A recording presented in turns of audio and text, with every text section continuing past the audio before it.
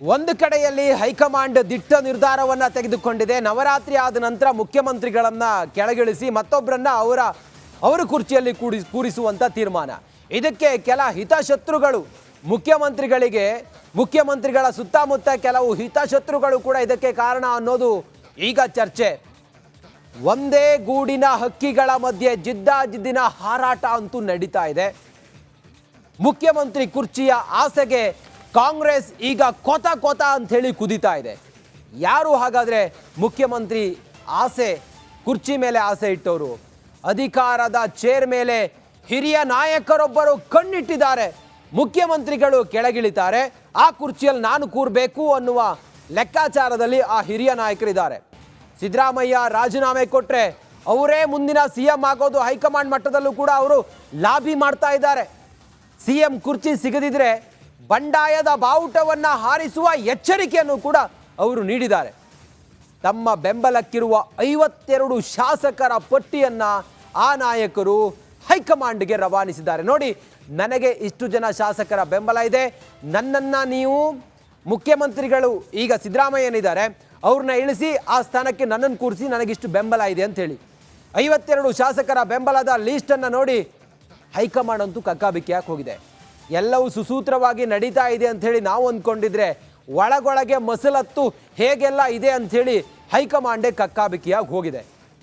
ಇನ್ನೊಂದು ಮಗ್ಗಲಿನಲ್ಲಿ ನಾಯಕರ secret dinner meeting ಕೂಡ ಆಗಿದೆ.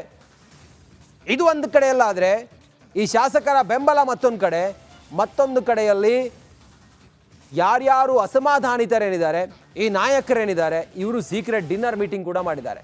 ಅದರಲ್ಲಿ ಇದೆಲ್ಲವೂ ಕೂಡ ಚರ್ಚೆ ಆಗಿದೆ. ಇನ್ನೊಂದು ಬಣದಿಂದ ದಲಿತ ಸಚಿವರನ್ನ ಒಗ್ಗೂಡಿಸುವ ತಂತ್ರ ಕೂಡ ನಡೀತಾ ಇದೆ.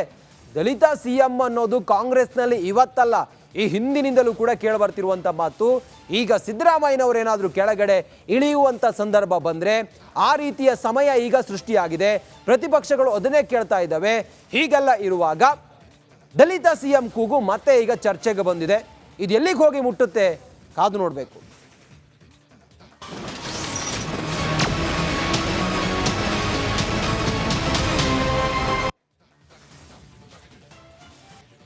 ಮಾನ್ಯ ಮುಖ್ಯಮಂತ್ರಿ ಸಿದ್ದರಾಮಯ್ಯ ಅವರಿಗೆ ಡೆಡ್ಲೈನ್ ಅನ್ನ ಹೈಕಮಾಂಡ್ ಕೊಡ್ತಾ, ಸಿದ್ದರಾಮಯ್ಯ ಅವರ ಮೇಲೆ ಗಂಭೀರ ಆರೋಪ, ಮೂಡಾ ಹಗರಣ ಸೈಟ್ ಅನ್ನ ವಾಪಸ್ ಕೊಟ್ಟಿದ್ದು ಆಯ್ತು.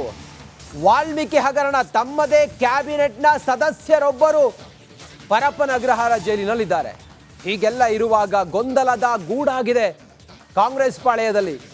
ಹೀಗಿರುವಾಗ ಡೆಡ್ಲೈನ್ ಅನ್ನ ಸಿದ್ದರಾಮಯ್ಯನವರಿಗೆ ಕೊಟ್ರ, ನವರಾತ್ರಿಯ ಬೆನ್ನಲ್ಲೇ ರಾಜೀನಾಮೆ ಕೊಡ್ತಾರ ಮುಖ್ಯಮಂತ್ರಿಗಳು? ವಾಲ್ಮೀಕಿ ಹಗರಣ ಒಂದು ಕಡೆಯಲ್ಲಿ, ಮಾನ್ಯ ಮಂತ್ರಿಗಳೇ ಒಳಗಡೆ ಇದ್ದಾರೆ. ಮೂಡಾ ಹಗರಣದಿಂದ ಸರ್ಕಾರಕ್ಕೆ, ಕಾಂಗ್ರೆಸ್ ಪಕ್ಷಕ್ಕೆ ಕಪ್ಪು ಚುಕ್ಕೆ, ಸರ್ಕಾರಕ್ಕೆ ಕಳಂಕವನ್ನ ತೊಳೆಯೋದಕ್ಕೆ ಹೈಕಮಾಂಡ್ ಮುಖ್ಯಮಂತ್ರಿಗಳನ್ನ ಬದಲಾಯಿಸುವ ದಿಟ್ಟ ನಡೆಯನ್ನ ತೆಗೆದುಕೊಂಡಿದೆಯಾ? ಸಂಕಷ್ಟದ ಸಮಯದಲ್ಲಿ ಸಿದ್ದರಾಮಯ್ಯನವರಿದ್ದಾರೆ. ನವರಾತ್ರಿ ಆದ ನಂತರ ಮುಖ್ಯಮಂತ್ರಿಗಳ ಬದಲಾವಣೆ ಆಗುವ ಸಾಧ್ಯತೆ ಇದೆ. ಹೈಕಮಾಂಡ್ ಇಂಥದ್ದೊಂದು ಹೆಜ್ಜೆ ಇಡುತ್ತೆ ಅನ್ನೋದು ಈಗಿನ ಅತಿ ದೊಡ್ಡ ಸುದ್ದಿ.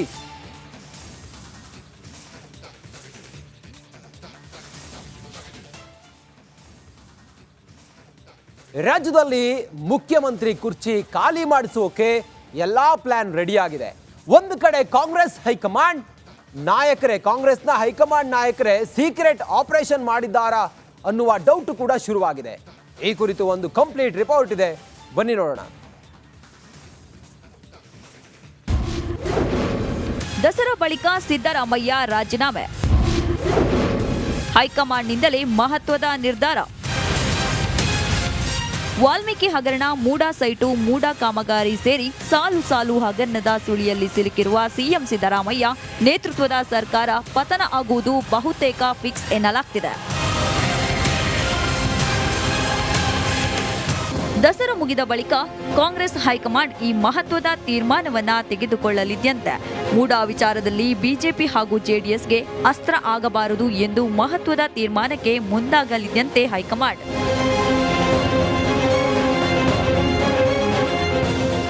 ಇದಕ್ಕೆ ಪೂರಕವಾಗಿ ಮಹತ್ವದ ಮಾಹಿತಿ ಕಲೆ ಹಾಕುತ್ತಿರುವ ಕಾಂಗ್ರೆಸ್ ಹೈಕಮಾಂಡ್ ಸೀಕ್ರೆಟ್ ಆಪರೇಷನ್ ಮಾಡ್ತಿದ್ದಂತೆ ಸಿಎಂ ಸ್ಥಾನದ ಪ್ರಮುಖ ಆಕಾಂಕ್ಷಿಗಳ ಪರವಾಗಿ ಎಷ್ಟು ಶಾಸಕರ ಬಲ ಇದೆ ಎಂದು ರಹಸ್ಯ ಮಾಹಿತಿ ಕಲೆ ಹಾಕುತ್ತಿದ್ದಂತೆ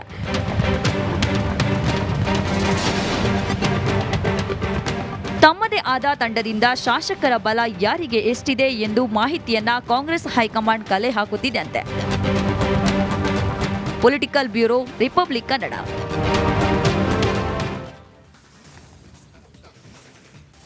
ಪಕ್ಕಾ ಪಾಲಿಟಿಕ್ಸ್ ನಲ್ಲಿ ನಮ್ಮಲ್ಲೇ ಮಾತ್ರ ಎಕ್ಸ್ಕ್ಲೂಸಿವ್ ನೋಡಿ. ಗಡ್ಡಕ್ಕೆ ಬೆಂಕಿ ಬಿದ್ದಾಗ ಬಾವಿ ತೋಡಿದ್ರ ಅಂಥದ್ದೊಂದು ಗಾದೆ ಮಾತು ಇವತ್ತು ಅನ್ವಯಿಸಿದ ಹಂಗೆ ಕಾಣಿಸ್ತಾ ಇದೆ. ಯಾರಿಗೆ? ಮಾನ್ಯ ಮುಖ್ಯಮಂತ್ರಿ ಸಿದ್ದರಾಮಯ್ಯನವರಿಗೆ. ಇಷ್ಟು ದಿನಗಳ ನಂತರ ಸೈಟ್ ಅನ್ನ ವಾಪಸ್ ಕೊಟ್ಟಿದ್ದು ಯಾಕೆ? ಇಷ್ಟು ದಿನ ಆಯ್ತು. ಮೂಡ ಹಗರಣದಲ್ಲಿ ಸಿದ್ದರಾಮಯ್ಯ ಅವರು ಭ್ರಷ್ಟಾಚಾರ ಮಾಡಿದ್ದಾರೆ, ಸಿದ್ದರಾಮಯ್ಯ ಅವರ ಪಾಲಿದೆ. ಮೂಡಾದಲ್ಲಿ ಹಗರಣ ಆಗಿದೆ, ಮುಖ್ಯಮಂತ್ರಿಗಳ ಫ್ಯಾಮಿಲಿಯೇ ಇದರಲ್ಲಿ ಇನ್ವಾಲ್ವ್ ಆಗಿದೆ. ಮುಖ್ಯಮಂತ್ರಿಗಳು ತಮ್ಮ ಪ್ರಭಾವವನ್ನು ಬಳಸಿ 14 ಸೈಟ್ ಅನ್ನ ಪಡ್ಕೊಂಡಿದ್ದಾರೆ. ತಮಗೆ ಬೇಕಾದ ಸ್ಥಳದಲ್ಲಿ ಬೇಕಾದ ಜಾಗದಲ್ಲಿ ಸೈಟ್ ಅನ್ನ ಪಡ್ಕೊಂಡಿದ್ದಾರೆ. ಇಂಥದ್ದೆಲ್ಲ ವಿಚಾರಗಳಿರುವಾಗ ಮಾನ್ಯ ಮುಖ್ಯಮಂತ್ರಿಗಳು ಗಡ್ಡಕ್ಕೆ ಬೆಂಕಿ ಬಿದ್ದಾಗ ಬಾವಿ ತೋಡಿದ್ರ, ಈಗ ಸೈಟ್ ಅನ್ನ ವಾಪಸ್ ಕೊಟ್ರ? ಯಾಕೆ ಕೊಟ್ರು ಸಿದ್ದರಾಮಯ್ಯ ಈ ಸಮಯಕ್ಕೆ?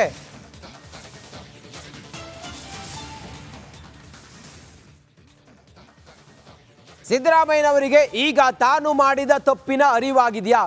ಮಾನ್ಯ ಮುಖ್ಯಮಂತ್ರಿ ಸಿದ್ದರಾಮಯ್ಯನವರು ಇದು ಇಂಥದ್ದೊಂದು ಅಪಚಾರ ಆಗಿದೆ ಅಥವಾ ಇಂಥದ್ದೊಂದು ವಿಚಾರ ಈಗ ಗೊಂದಲ ಆಗುತ್ತೆ ಅಥವಾ ಯಾವ ಕಾರಣಕ್ಕೋಸ್ಕರ ಸಿದ್ದರಾಮಯ್ಯನವರ ಧರ್ಮಪತ್ನಿ ಸೈಟ್ ಅನ್ನ ಈ ಸಮಯಕ್ಕೆ ಈ ಸಂದರ್ಭಕ್ಕೆ ಕೊಟ್ಟರು? ಸಕಾರಣ ಬೇಕಲ್ವಾ? ಏನಾದರೂ ಒಂದು ಆಗಿರ್ಬೇಕಲ್ಲ. ಒಂದೊಂದಾಗಿ ನೋಡ್ತಾ ಹೋಗೋಣ ಬನ್ನಿ. ಒಂದು, ಸಿದ್ದರಾಮಯ್ಯಗೆ ಆಸ್ತಿ ಮುಟ್ಟುಗೋಲು ಹಾಕುವ ಭಯ ಇದೆ. ತಮ್ಮ ಆಸ್ತಿಯನ್ನ ಮುಟ್ಟುಗೋಲು ಹಾಕ್ತಾರೆ ಅನ್ನುವ ಭಯ ಇದೆ. ಸಿಎಂ ವಿರುದ್ಧ PMLA ಕಾಯ್ದೆ 15/2003 ದಾಖಲಾಗಿದೆ. PMLA ಕಾಯ್ದೆ ದಾಖಲಾಗಿರೋದ್ರಿಂದ ಸಿದ್ದರಾಮಯ್ಯನವರಿಗೆ ಕಾನೂನು ಹೋರಾಟದ ಬಗ್ಗೆ ಭಯ ಇದೆ. ಇಡಿ ದಾಖಲಿಸಿದ ECIRನಲ್ಲಿದೆ PMLA ಕಾಯ್ದೆ 15/2003. ಹೀಗಾಗಿ ತಮ್ಮ ಆಸ್ತಿ ಮುಟ್ಟುಗೋಲು ಹಾಕಿಕೊಳ್ಳಬಹುದು ಅನ್ನುವ ಭಯ ಮುಖ್ಯಮಂತ್ರಿಗಳಿಗಿದೆ. ಈ ಕಾಯ್ದೆ ಪ್ರಕಾರ ಇಡಿ ಆಸ್ತಿಯನ್ನ ಮುಟ್ಟುಗೋಲು ಹಾಕಿಕೊಳ್ಳಬಹುದು. ಈ ಭಯದಿಂದ ಸಿದ್ದರಾಮಯ್ಯನವರ ಧರ್ಮಪತ್ನಿ ಪಾರ್ವತಿ ಅಮ್ಮ ಅವರು ಆ ಮೂಲಕ ತಮಗೆ ಬಂದಂತ 14 ಸೈಟ್ ಅನ್ನ ವಾಪಸ್ ಕೊಡುವ ತೀರ್ಮಾನ ಮಾಡಿದ್ರ. ಇದಕ್ಕೆ ಕೋರ್ಟ್ ಆದೇಶ ಪಡೆಯಬೇಕು ಎಂಬ ನಿಯಮ ಇಲ್ಲ. ಅಕ್ರಮ ಹಣ ವರ್ಗಾವಣೆ ನಡೆದಿದೆ ಎಂದಾದ್ರೆ ಆಸ್ತಿಯನ್ನ ಮುಟ್ಟುಗೋಲು ಹಾಕಿಕೊಳ್ಳಬಹುದು. 180 ದಿನಗಳವರೆಗೂ ಕೂಡ ಆಸ್ತಿಯನ್ನ ಮುಟ್ಟುಗೋಲು ಹಾಕಿಕೊಳ್ಳಬಹುದು. ಇಂಥದ್ದೆಲ್ಲ ಅವಕಾಶಗಳಿದ್ದಾವೆ PMLA ಅಲ್ಲಿ. ಸೈಟ್ ವಾಪಸ್ ನೀಡದೇ ಇದ್ರೆ ಆಸ್ತಿ ಮುಟ್ಟುಗೋಲು ಹಾಕಿಕೊಳ್ಳಬಹುದು ಅನ್ನುವ ಆತಂಕ ಹೆಚ್ಚಿದ ಹಿನ್ನೆಲೆ ಸಿದ್ದರಾಮಯ್ಯನವರು ಅಥವಾ ಅವರ ಧರ್ಮಪತ್ನಿ ಆ 14 ಸೈಟ್ ಅನ್ನ ತಗೊಳ್ಳಿ ಅಂತೇಳಿ ಮೂಡಾಕ್ ಕೊಟ್ರ. ಇದೇ ಕಾರಣಕ್ಕೆ 14 ಸೈಟ್ ಅನ್ನ ವಾಪಸ್ ನೀಡಿದ್ರ ಸಿಎಂ ಪತ್ನಿ. ಇದೆಲ್ಲವೂ ಈಗ ಇರುವಂತ ಕುತೂಹಲ. ಇಂಥದ್ದೊಂದು ಚರ್ಚೆ ಇದೆ. PMLA ಅಡಿಯಲ್ಲಿ ಇಂಥದ್ದೆಲ್ಲ ಪಾಸಿಬಿಲಿಟೀಸ್ ಇರೋದ್ರಿಂದಾಗಿ ಸಿಎಂ ಪತ್ನಿ ಸೈಟ್ ಅನ್ನ ವಾಪಸ್ ಕೊಟ್ರ.